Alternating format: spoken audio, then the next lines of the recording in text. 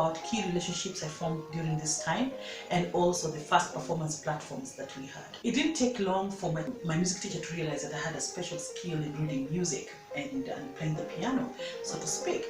So I became actually a hired school pianist, of course without pay at that time, but it was such an encouragement for me because my music teacher would actually bring pieces that needed accompaniment at the Kenya Music Festivals, and I'm the one who was assigned with that job to actually work through them and be able to accompany the choir or solo singers. And so that was one of the things that I did. Some of the platforms that I had to grow my music really was through accompaniment, and in fact now that's what now I carried forward until now, really as a professional piano accompanist at various levels and for various functions.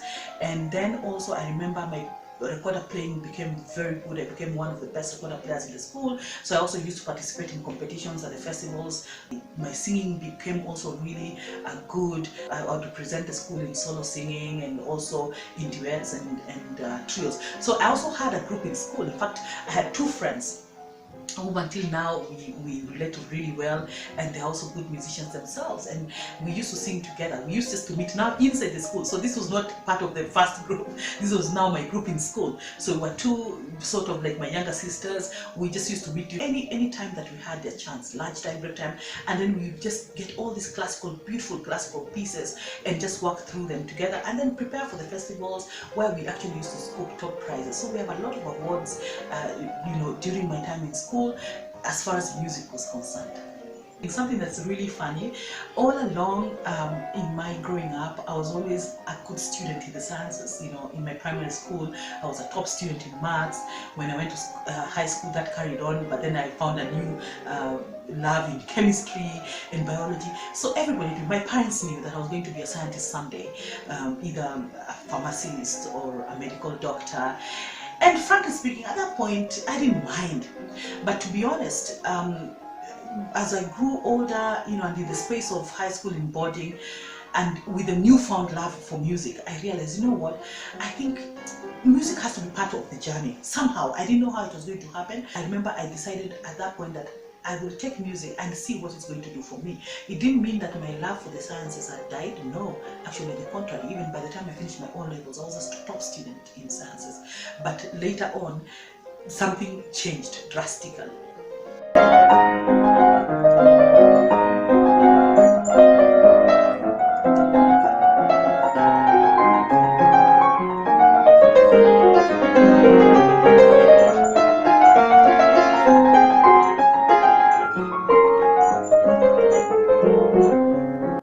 I really want to thank my high school teachers for encouraging me. In fact, I just feel at this point, and that's one of the reasons I think I got into teaching, because I was at high school, during a season when the teachers were so passionate about imparting knowledge into us. And all my teachers, I can't even remember one teacher who did not encourage me to do well in their subject.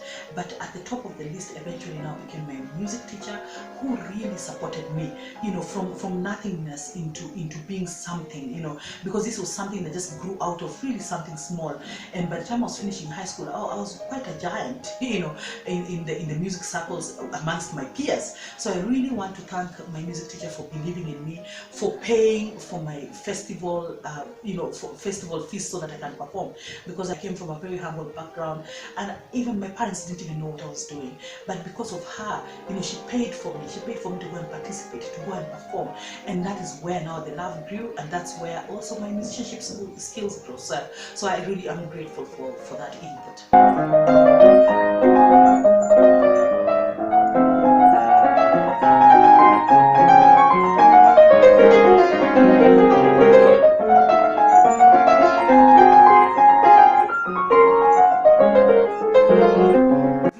To encourage people all over, whether you're small, old.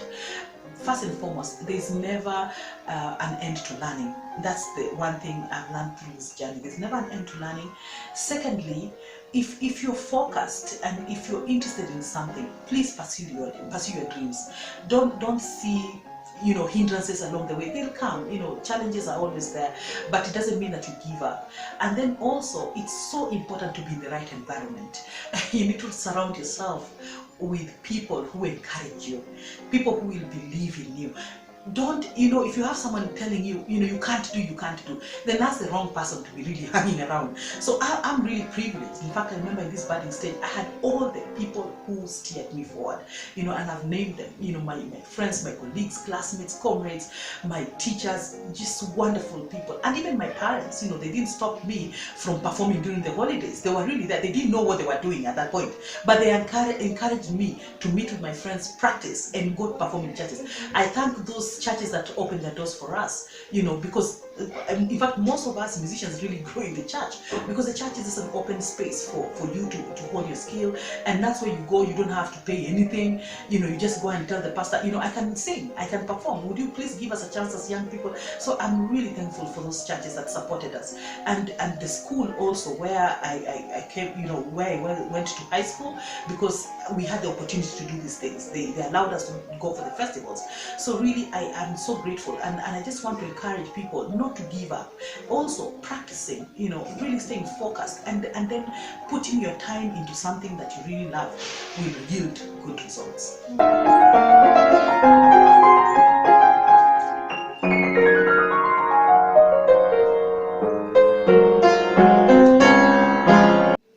In my next vlog, I'll share the last part of the budding stage in my musical journey, and this is actually the pre-university period. Please do remember to like, share, and comment, and looking forward to seeing you next time.